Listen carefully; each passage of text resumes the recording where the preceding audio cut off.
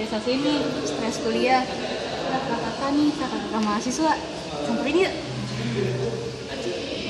Assalamualaikum kak. Salam. Isi kak mau minta waktunya sebentar boleh? Jadi gini, saya Citra, kenalkan dulu. Oh ya, Citra dari psikologi UNJ. Boleh tau kakak namanya siapa? Aku lihat kak. Dari Panjang. Oh itu ya, di situ ya kak? Iya ya. Oh iya, aku sering main tuh di situ kak. Ini kan ada mahasiswa ya.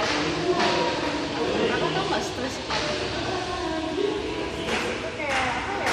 Stres kayak kita punya tekanan dan yang apa yang nggak bisa diselesaikan sendiri, jadi bikin kita stres. Ya benar sih.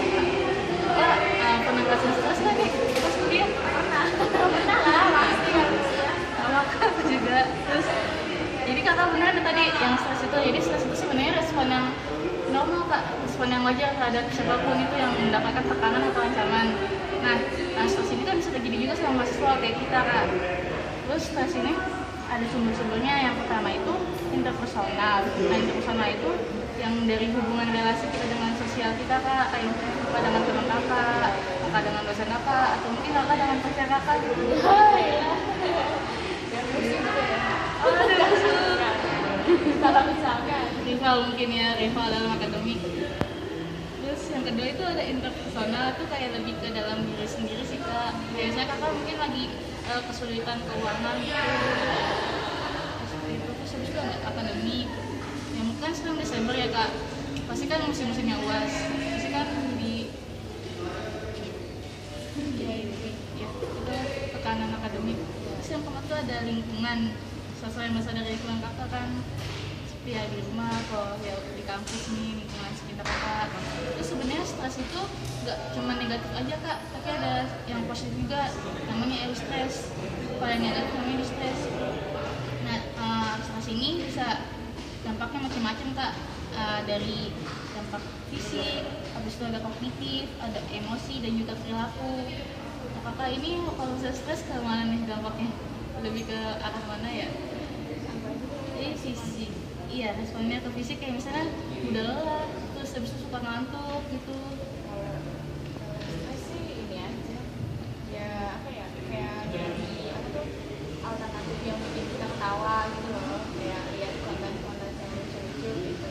Itu bisa sih jadi ya itu jadi bangkit bikin semangat lagi. Ya itu masuk ke cara yang stresnya ya. Kalau misalnya aku yang stres ya kan tidur. Jadi udah mulai ngantuk ya kak. Ya Itu dia yang caranya itu ada dua kak sebenarnya. Ada problem fokus coping sama emosional fokus coping. Jadi yang pertama itu tadi itu kita kalau stres itu kita pokoknya harus cepet-cepet selesai lah mau nyelesain semua masalah. Tapi kalau misalnya yang kedua tadi yang emosional itu, kita itu ya nenangin diri dulu, karena kan nggak mungkin kita dengan kepala yang masih panas gitu menyelesaikan masalah kan nggak mungkin kan. Jadi kita tenangin diri dulu masalahnya. Nah sebenarnya kalau misalnya kakak kan pasti punya teman kan. Terus kakak tadi kan kayaknya tadi coping stresnya kayaknya bagus banget deh, nyari konten yang lucu-lucu. Terus habis itu ya kan jadi semangat tadi, jadi nggak stres lagi. Belanja kalau belajar ya senang aja gitu.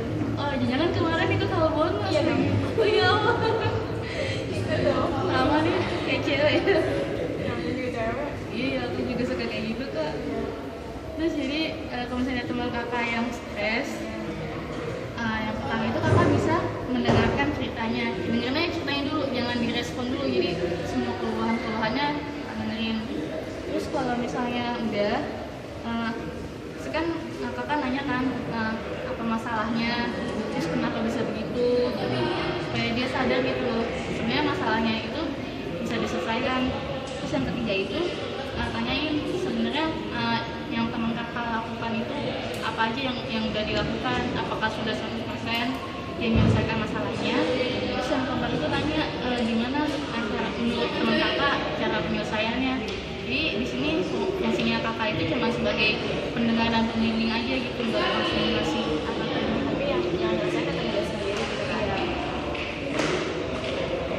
Kak, makasih banyak ya waktunya. Ini bisa kakak simpen. Tapi aku